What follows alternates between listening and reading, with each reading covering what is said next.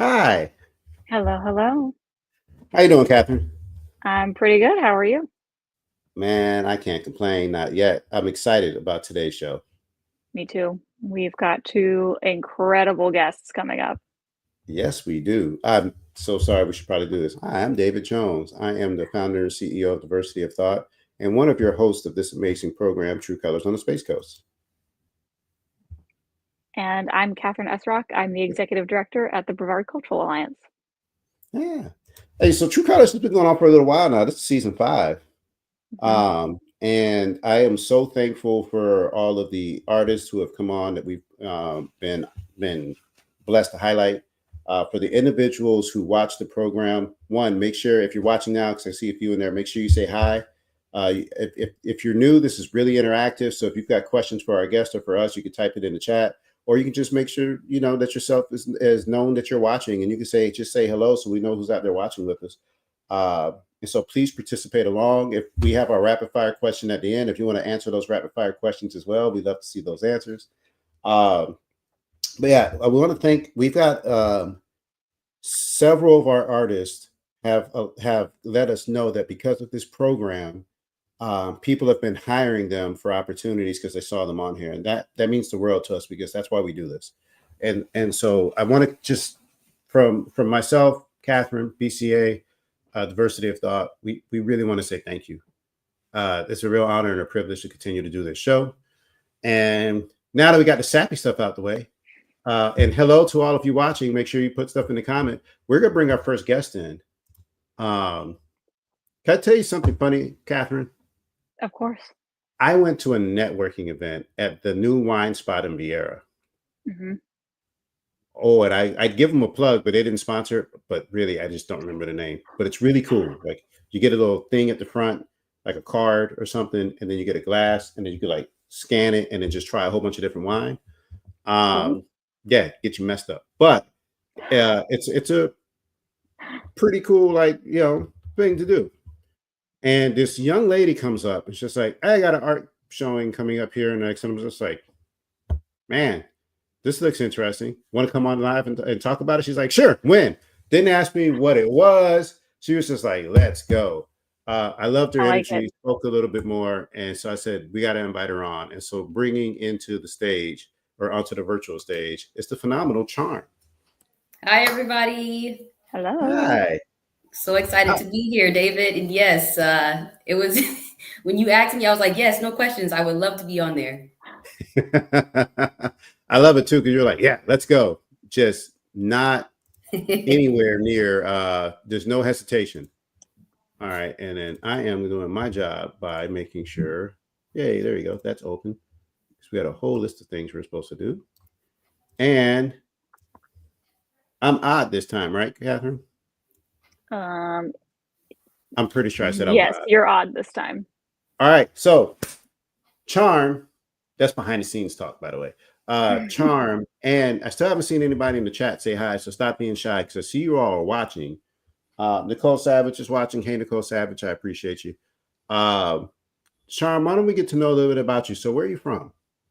So originally, I was raised in Texas, and then we migrated back over here to Florida. And I've been in the Central Florida, East to West Coast areas of Florida for the last probably 10, 15 years of my life. Okay. What part of Texas? Killeen, Texas. It was in the central part of Texas, a real Oh, I small know town. clean. Oh, you see, well, I some people they say they don't know, but then other people are like, "Yeah, I know Killeen." I grew up in Hey. Hewitt, so I know exactly where you are. Oh, okay. You grew up what part? In Hewitt, Texas. So I'm Oh, okay, right okay. down the road. I know exactly Yeah. where you were at.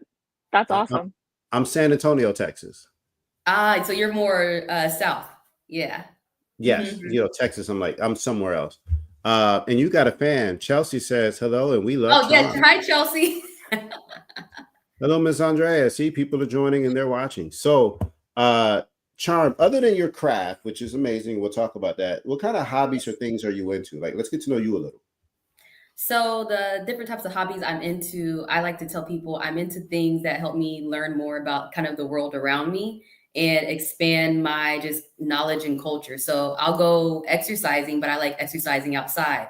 in running and doing distance running. Currently, I'm training to do a 5K, but the farthest I've ran was about 10.1K. That was last year. So I'm trying to work my way back up to that kilometers there. And then I also like going to different museums. So whether it's an art museum or a history museum, a museum of photography, just all those type of places to learn more about different people and their cultures and what they went through during their time periods. I'm also very much a foodie, so I like going to different restaurants and trying different cuisines because I think this world is too big just to stick to one flavor and one taste. And I have to try it once. If I don't like it, that's okay. But as long as I try it once, I'm good to go. And lastly, I'm a big documentary person. So if you ask me what I'm watching, it's most likely a documentary about sports or history or just anything life in general. Very cool. So our next question for you is, how did you get involved in your creative field? Was it something that you always knew that you wanted to do? So art, the passion of art and everything wasn't exactly something I've always wanted to necessarily do, but as I've gotten into it, it's become something I very much do love. People, when they hear my background, they're like, you have your hands in certain areas. So I went to college for a health science degree, and I was planning to be a physical therapist, athletic trainer, go that different route. I ended up working in HR, human resources, which is totally different than the health sector field. And as I was doing HR work, I was just kind of wanting something to relax and find a different outlet. And so one day I started picking up the pencil and paper and sketching things out. And I tell people I took art in high school for 2 years, just a random elective. I was like, I don't even know what elective to take. Sure, put me in art. That's fine. But from everything I learned from all those years ago, I started finding myself remembering different techniques or seeing myself slowly progress. And then one day, within the last couple of years, I was like, let me pick up a paintbrush and challenge myself. And from that, this whole expression of art just continued to flow. And I'm like, this is something I really enjoy and want to do because it goes bigger than just me creating something on a canvas, but being able to share small messages of life, big messages of life in a small way to the public, and be able to express things I see in the world and how I feel for other people to perceive and understand as well. Very cool. So it went Your from art had, oh, sorry, go ahead. No, I was gonna say it went from sports all the way to the art craft. Still arts, but just in a different sector. Yeah. All right. We want to give a shout out to Celeste. Thank you for joining and watching. She says hello to Art Arts, and she also loves she loves her some of Charm. And then Charlize the singer loves Charm as well. So maybe Charlize the singer can hit us up, and then we can listen to some of her vocals live here on the True Colors podcast. We love Charm and very proud of you. Aw. Thank you, everybody. Thank you. I see the comments as they're coming in. Yeah, it's pretty awesome. You got a unique style. And so if you were going to describe it in your own words, and we can actually see some of your, there it is. We can see some of your art. If you had to describe it in your own words, like how would you do so? So I think a lot of people would say my art is abstract, right? And that is the most simplistic category you can put it. But for me, I say my art is created to give its viewers an emotional experience. So it's art to bring emotions and expressions out of somebody, because I believe that looking at my art, you can see different perspectives. A lot of my art pieces, you can flip upside down. You can see all the different shapes and the shadows and how everything is intertwined. And through all that, that makes you think, that makes you want to ask questions, that makes you look at somebody else who's looking at it and say like, hey, do you see what I see? And it creates conversations, which builds community. So my art, in a very simplistic form, as some people will put it, but like, oh, she does abstract art. No, I do more than abstract art. I create masterpieces that help these emotional response in people, for them to really, whether it brings a calming in you, a peace in you, or it makes you kind of rethink about what you have going on in life and how you can be better in the world.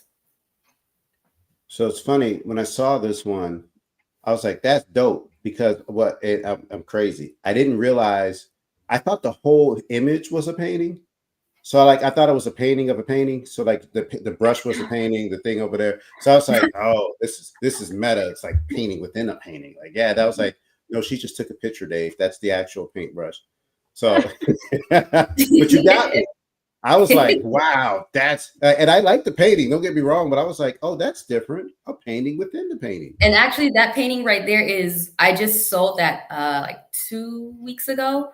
I just sold that painting right there. And they were looking at it, and the lady was like, wow, I can't stop staring at it. And I want to put it in my house to just continue to stare at it because it's in a way trippy because you see mountains, but then also you see elements of my Soundwave City pieces. You see kind of the shadows of the sky and the sunset and the water and the reflections off of it. But that's with this painting in particular, I remember making it, I wanted a very peaceful, calm outcome of it. Mm. I Very love it. good. And David, even though I think that this even speaks to your artwork, that like you were saying, you make pieces that make people think and evoke a feeling. You make emotions essentially. And David looked at the photo and said, "Oh, I love the photo. It's so meta." Well, the photo of the painting is art itself. So it's a whole new piece of life that this painting gets to live. So if the photo of it made you feel some kind of way, then it did its job too. That's the whole point of Yeah. art, is to make you feel something, anything. I think of art as it's very much open to interpretation, right? And I won't shy away from the fact that I've had people say, some negative comments about my art, right? And in my head, I smile and I continue on because that is your opinion, that is your viewpoint. But for the most part, for people that have a genuine, honest heart about how they feel about themselves, they're like, wow, your art is really nice and has powerful themes and messages behind it of what you're trying to portray into the world. And like I said, that's a big thing with my art, and especially with different colors I use as well. A lot of my art you might see have a beige to brown scale, and that's because I believe that there is no such. My little slogan that I use is "Life is more than black and white," and I think there's a lot of times that people in the world can categorize somebody as black or white, whether that comes to race or how they act or what activities that they might like. But if you look around, nobody is just strictly white and nobody is just strictly black. They're every of these colors and shades and hues and tones in between. So not only are you looking at my art piece, but you're also being able to see yourself reflected in it as well. I love So, that. can you tell us about your gallery that you have coming up? Yes, so I will be having a gallery show at Venezia Wine Veranda August 9th at 6 p.m. to 9 p.m. And it is going to be a multi-sensory event, which means you're going to be able to view the art. There's also going to be select jazz and blues music playing in the background, but also there is going to be 3 handcrafted dishes to go along with some of my art pieces that will be displayed. And the whole point behind this event, I call it the charm experience, a synesthesia of color and taste, is for people to have that multi-sensory feeling as they're interacting with all these different things from the arts. I realize I've gone to a lot of art events and I feel like nothing's connected. You have random music playing, or it's just kind of a basic food layout, and then you have the art. But I want to make sure that all comes together. So me and the chef, we worked real hard to make sure that as you're looking at this specific art piece, this is what you're going to be tasting and this is what you're going to be listening to at the same time as you're going through it. That's awesome. Looking forward to that. That sounds really, really cool. Yes. Pardon me? What day is that on? It's going to be Saturday on August 9th from 6 p.m. to 9 p.m. So everybody show up, everybody in the comments, come out. It's going to be a great experience for sure. And I think, all the social media, you see only certain stuff, but behind the scenes, there's more things that's going to make it an experience beyond me just saying like, oh, food is here, art is here. No, you're going to be leaving the event saying, wow. And tickets are on sale. If you buy a general admission ticket, it includes the entrance, the artwork to be seen, raffle games, the food. But if you get a VIP admission ticket, you'll also get a signed art print from me as well. Awesome. Very good. That's a great event. What advice would you give to emerging artists that are looking to find their voice? Excuse me. I would say keep your confidence and know that everything that you're trying to do will continue to grow as long as you're being genuine and authentic. I see a lot of times where people can try to portray what people want them to be, or put out artwork or put out things that the general public wants from them. But even with me, as long as you're putting out who you are and what you want, positive messages as well, you're going to go far. So don't allow that negative comment. Don't allow what you think is not your best work. Because even there's pieces that I thought wasn't my best work where people are like, wow, I really loved it. I'm like, I didn't know that would be a hit, but okay.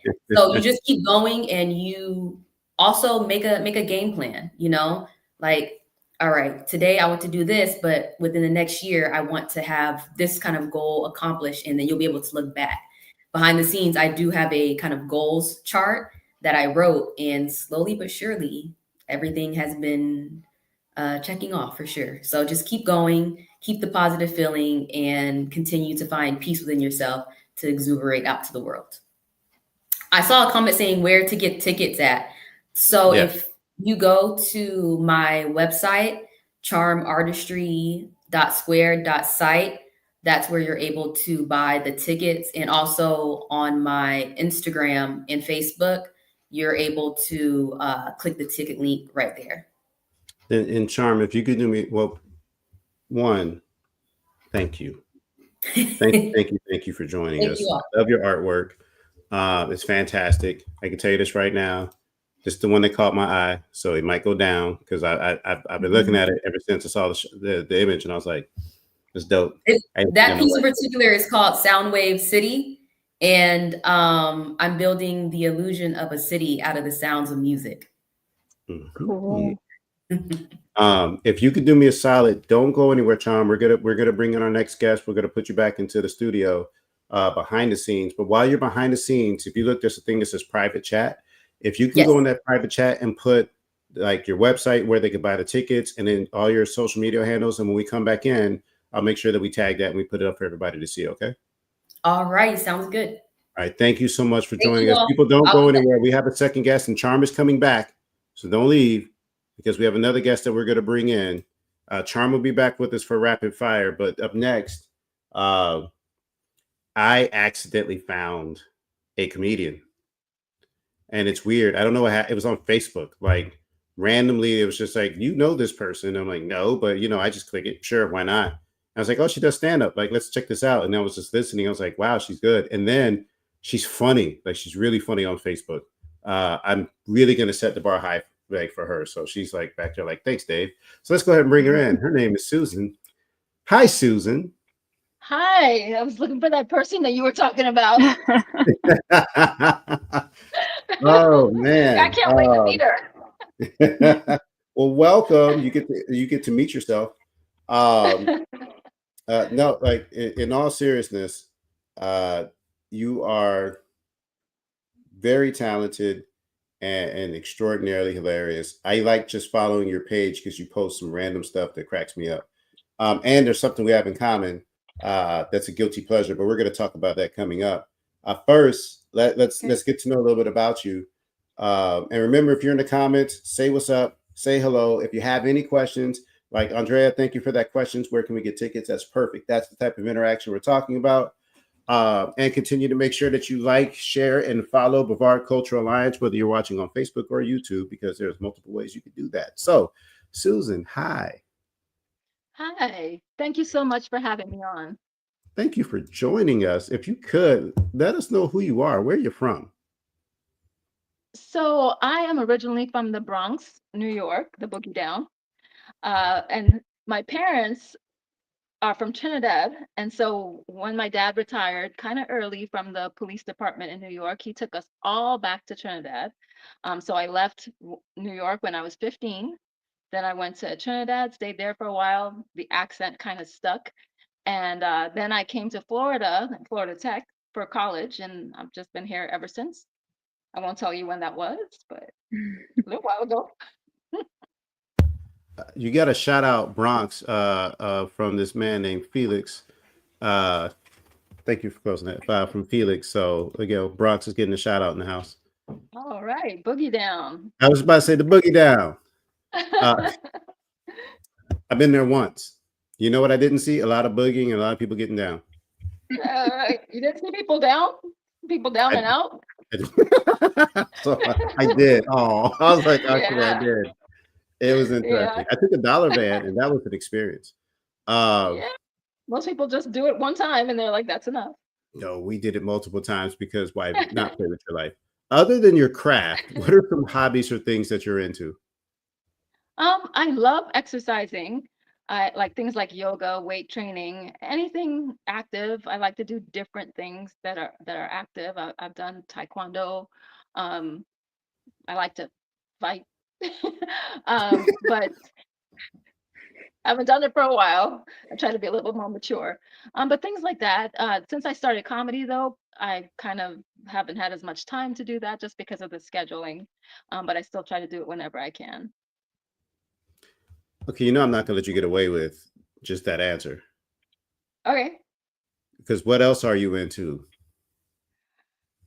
Music, I'm into reading. I mean, I have all kinds of books You all you around me, and they're always different kinds of books. what do you I post have, about?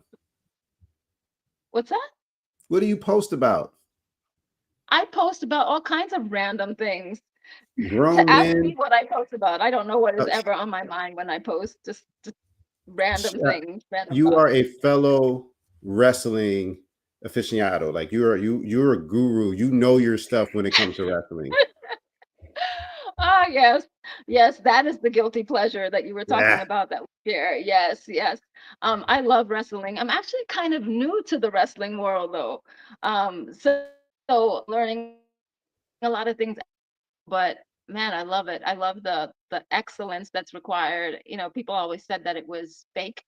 But you can't fake some of that. And so the more that I got into it, the more I have respect for them as athletes, as actors, as it's an art, and I love it. I love the story behind it. I love the drama behind it. I love the physicality. And I like rooting for people and being able to root against people I don't like. I like being able Yes. to say no, yeet. I just laughed because when I saw your page and I saw like nice, that's right, let's go. When I saw your page and I was like, oh, she knows what she's talking about when it comes to wrestling. Let's go. It's I'm very hard, good man, 'cause student. there's not a lot of people you're like, I like wrestling, and they're like, really? And I'm like, yes, it's fantastic. I don't know what you're watching with your life, but like wrestling's Right. What are amazing. they doing with their life? They're wasting it. Yeah. Like if you don't know about Cody Rhodes and Roman Reigns and finishing a story, what is happening? That's right. If you don't put your finger up when Roman Reigns enters and acknowledge him, I mean, what are you even doing? See, sorry, Catherine, you can continue. I go down. I will go down a rabbit hole. So, Catherine, you're up. I'm so sorry. I'm going to shut up now. Oh, you're fine. It's like you're saying, wrestling is still an art. It's totally an art. So I think it counts. That's just a different type of art that you consume. Um, Absolutely. Absolutely. so our next question is, how did you first get involved in comedy, and is it something you always knew you wanted to do? Not at all. So I grew up again, a very typical Caribbean family and upbringing where everything that you did was supposed to be academic. And I very much went along that track for a very long time. And to the point where, I even went and got a PhD in psychology. And because I just wanted to be, my parents wanted a doctor. And when I wasn't a medical doctor, I had to do something, so. So I went for that. But really inside of me, even as a child, I was always making jokes and trying to make people laugh. And that's how I related to people. I was always very quiet. But when I did speak, it was mostly a joke. Hmm. And so I've always been joking, but I didn't give myself that license to be able to do something like be a Mm. comedian until very recently. So like under 2 years ago is when Wow. I told myself, like it was in January, and I told myself I'm not letting another year go by before I go after this. Hmm. And I did, and I haven't stopped since, and I don't plan to. The nice thing about comedy is that there is no age limit, and there's nothing that you have to particularly have in your background. You just have to be willing to do the work and get better and enjoy it. That's incredible. That's hard to do too. And I tell people all the time, if they are wanting to do something and they're nervous about it, I'm like, it is what it is. Do it scared. You have to do it scared. Just do it. Absolutely. And you did it. You just went on and did it. That's awesome. Thank you. Oh, Candace says, "Good for you, Susan. Follow your dreams." Thank you. I love it.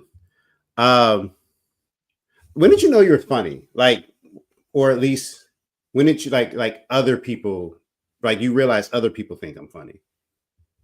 Always. Even when I was younger, and I was in a very big family, and we were kind of we were I'm the 10th child, and we were kind of like in different sets, little subgroups though, because my mom had to survive somehow, so we were in like subgroups uh, of how she had us. And so like of the four sisters that lived together, I was always making jokes. I mean, they were all right. They were funny too, but I was always making jokes. It was kind of like my coping mechanism, being the last one. And in my mind, they were all so much older and had so many things going on that the only way I could really participate with them was to try to crack a joke. Hmm. Otherwise they wouldn't like let me into the room. They'd close the door, and I'd be left out. So I had to be funny. I'd do a little jig and make them laugh, and then they would let me in. And so always, but I've always also been like that WB Frog. I don't know if you guys remember the WB Yeah. Frog. It's like, behind the scenes with my sisters, I could be putting on a whole performance, and then I'd go out in public and I'd just be sitting there, I'd be like, "Rrr." but Nicole says, but now "Awesome." And but now I'm letting that side come out to the public as well. So Charna, we're gonna make sure that we put the social media up as well, so that everybody can know how to follow her, see how hilarious she is, and see the shows that she has coming up, because there are some shows that are happening right here on the Space Coast that we can go out and support, and it'd be really good to see us get more people out there. Uh, that's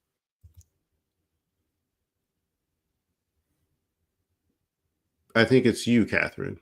Mhm. Okay. So growing up with, trying to make your siblings laugh and always trying to crack a joke and put on a little show, who were your comedic influences that you pulled from when you were pulling all these jokes? so at that time it was people like Carol Burnett, Lucille Ball. Not to saying that I'm that old, but I might be. But it's like what I saw on television as far as women. And of course there were Eddie Murphys of the world. But I at the time I was really a very physical comedian. And so that was like Carol Burnett and Lucille Ball probably. And I really like Phyllis Diller, some of the great Mhm. women. And I so definitely influenced by them. Yeah, And that was curious. very early in life. That was very early. I had more influences coming down the pike. Okay. I'm curious, what's your process? Like when you're writing new material or prepping for a set, is it more just what's currently happening in the world, or like how do you figure out how to put your set together? So I find that it's harder for me if I actually try to sit down and think of writing something that could be considered funny. That's when I get the writer's block. Hmm. But if I just think about something going on in the world, or something that's going on with me, or something I'm experiencing that day, like being in a traffic jam and all the things that come to my mind. And then I have to quickly jot it down. Or if I'm having a conversation with somebody, and we're having a conversation that leads me to something funny, I'll have to make sure to write that down, and then sit down and write about it and try to expand it out and flush out all the funny, because it's one thing to think funny, but to be able to write funny and then to be able to present and perform funny. Mhm. Yeah. I didn't realize how different that was, until I started doing it for audiences. Yeah, I think people don't think, like, because you hear people in the industry where you say, I got to write a bit, and a bit's not a joke. There's a whole process that goes into that. That's a story that you're carrying from one place to another, and it's Right. sometimes back to that place. Uh, and so it is such a unique art form, and I've said this forever, and that is, um, I think you have the hardest job, because it's the only job I know where every word that you say is judged from the moment you walk out. If you Mhm. say hi wrong, they're like, boo. Like, Yes, it can it's just, happen. yeah, it's such a yeah, it's rough. Yes, it definitely can be. And so that's the other part that I learned, that you have to go out there and see what happens, and not being afraid of having people react to you a certain way. I always like to think of it as like the one and only time that you want to be up on stage and have people laugh at you. Because you don't know at that time, are they Mhm. laughing at my joke? Are they laughing at me, at how terrible I'm delivering this? You don't know that till you come off stage. Laugh is a laugh. But yeah, I'm learning how much that there is to go that goes into it. And I luckily have so many other comedians in this area that are more experienced and are willing to share about it, like what they've learned so far, and give me tips, what they think I can work on, what they think was funny, but maybe if I delivered it another way, because again, the thought might be funny, but delivering it, have taking the audience on that journey with me from the time that I start talking to where the laugh is.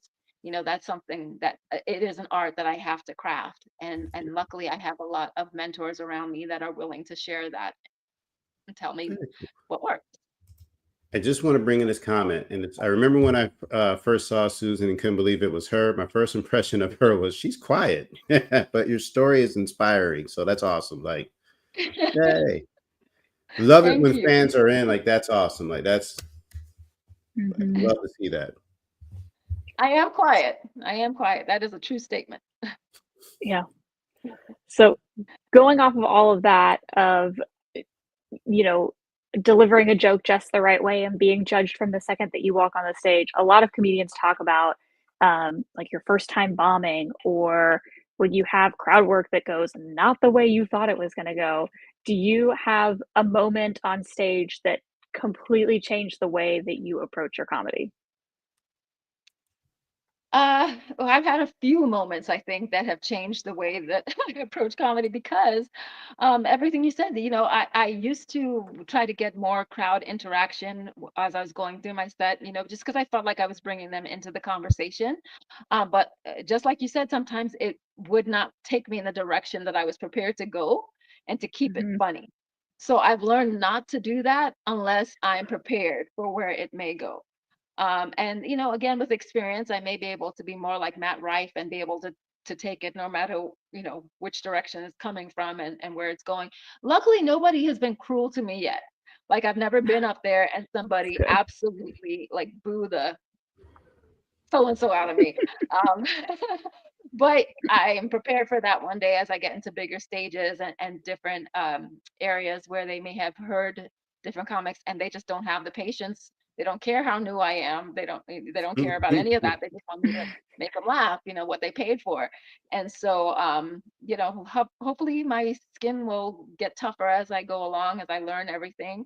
But like I said, I think most people coming are also in good spirits. They also want to laugh, so they're not there to annihilate us. And I try to stay away from anything that's too provocative right now. Although I do believe that it is our job to push that envelope a little bit. That's what makes things funny sometimes, just being able to take it to that edge, but also knowing when not to go over the edge to where it doesn't make them laugh anymore.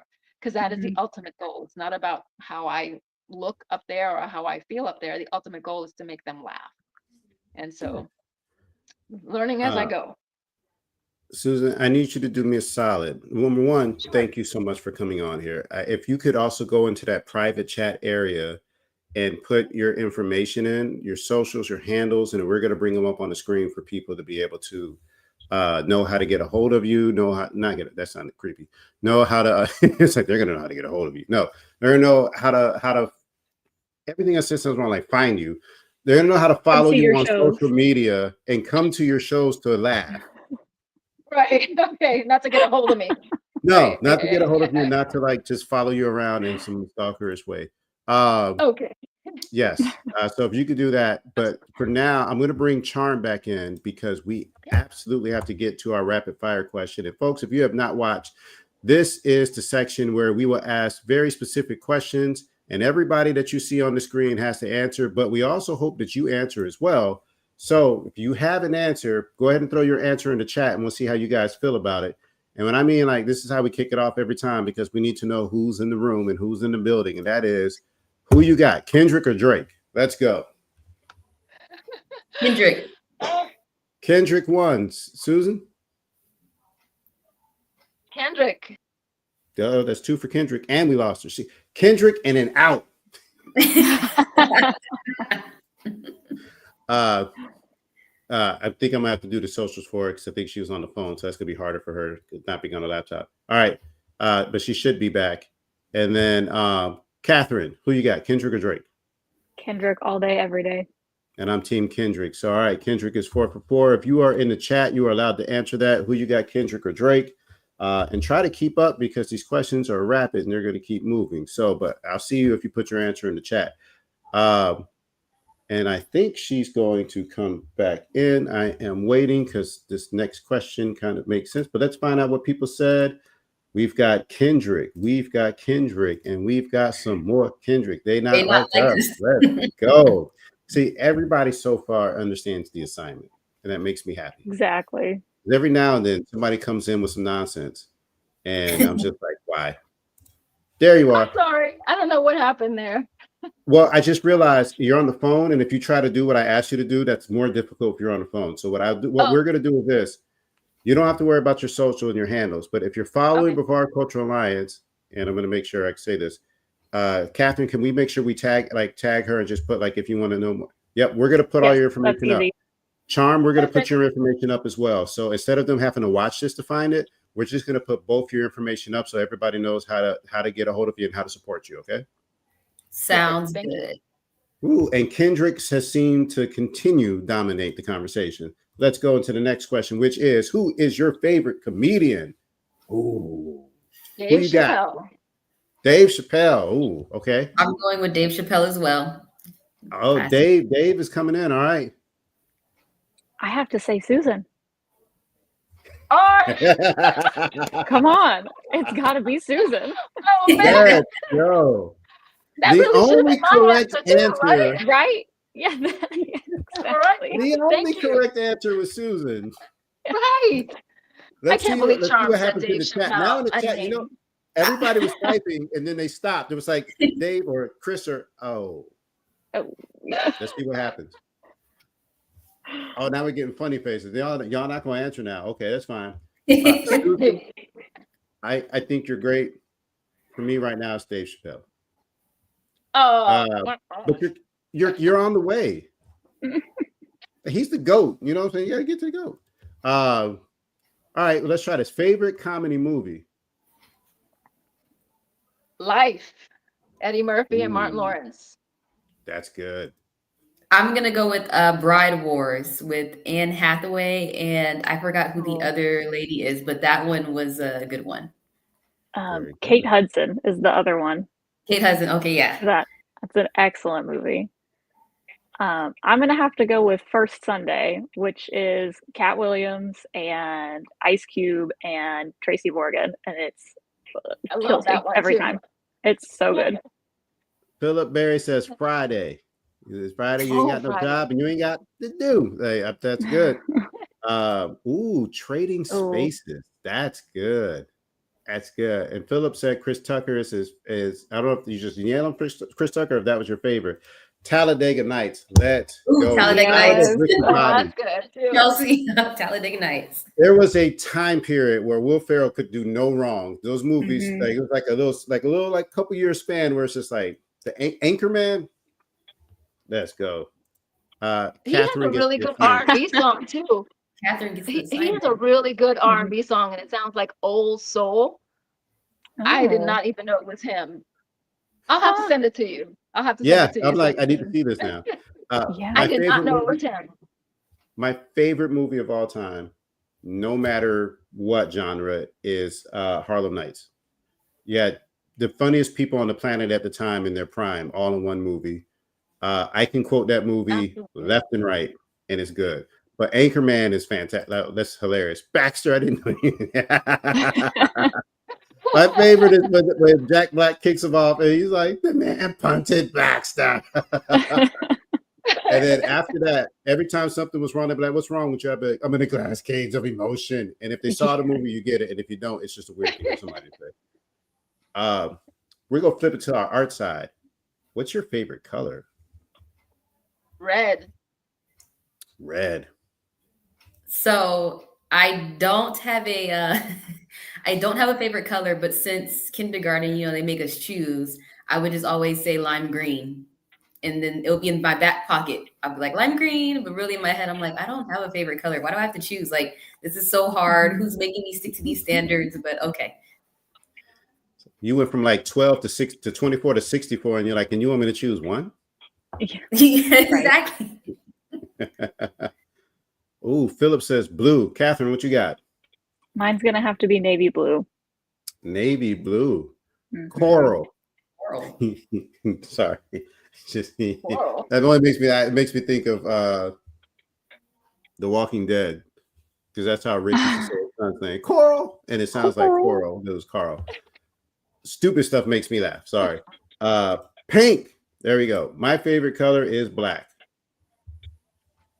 And what's supposed to be said now? Black isn't a color, Yeah. but it totally is. And my I have to comeback is disagree.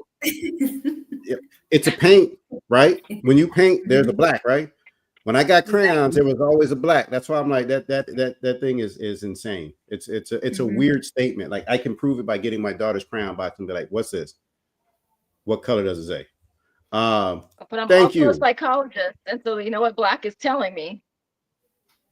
Black I'm is happy. telling me that that's the color of your soul. You might need a therapist. I know I need. And I was There you going go. more, See, I'm a psychologist and a psychic.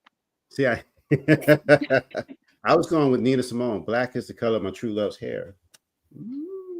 There you go. That's good. Ooh. Favorite color to paint? For me, red too. Okay. Beiges to browns and everything in between, Like or my the colors favorite that I painting. create within it. Like my favorite painting that you. Yes. Yes. I Catherine? think I'd have to say black is my favorite color to paint with, because it reflects a bunch of different types of light and can look really different depending on how you do it. And mine is blue. I don't even know why. I just know whenever I paint with my kid, I end up using blue a lot. And then I'm like, there's a lot of blue. So that's my answer. I don't know what that says about me, psychologist. I don't know, that's not in the books. That's not in the books. That's outside.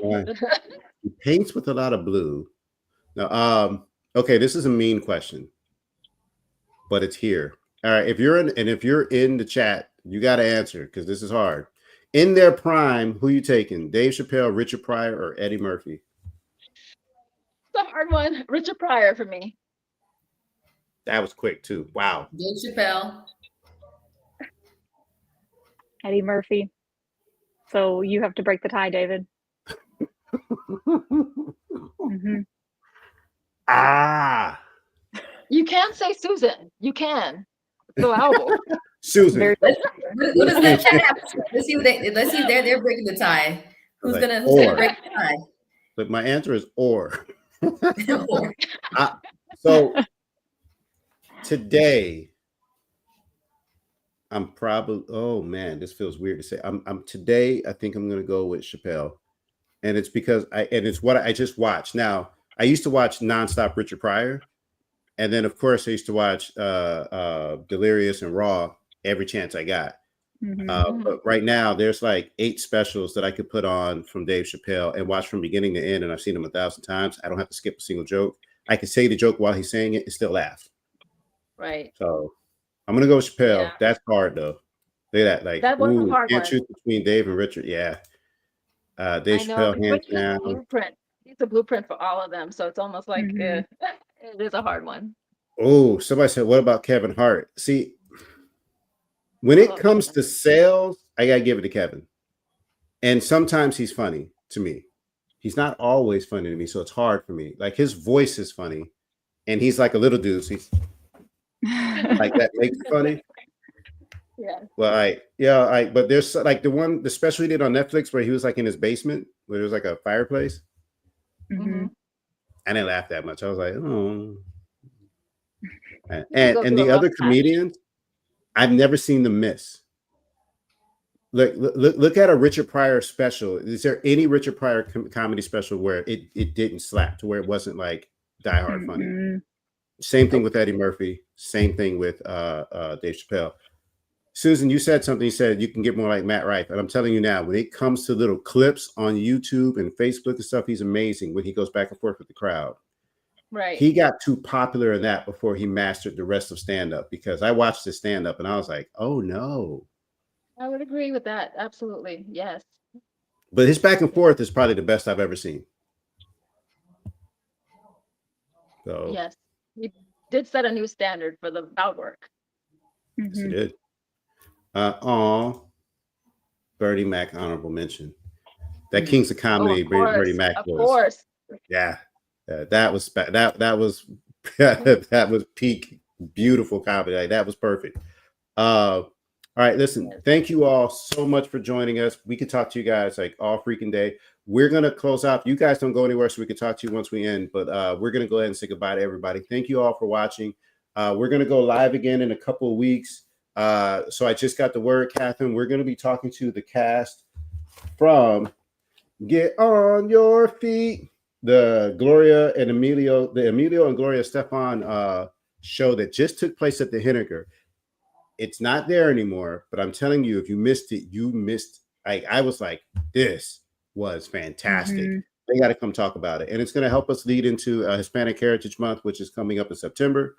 But I asked them if they can come on, and we may have a couple of special surprises. So make sure you tune in as well. We'll have the date for that. It's going to, I think, the second week of August. It's going to be fantastic. And again, thank you so much for everybody for watching. I'm your host, David Jones, with my phenomenal co-host, Catherine S. Rock. There you go. And we'll see you guys in a couple of weeks. Have a good evening. Thank you so much for having me. Thank you. For being on.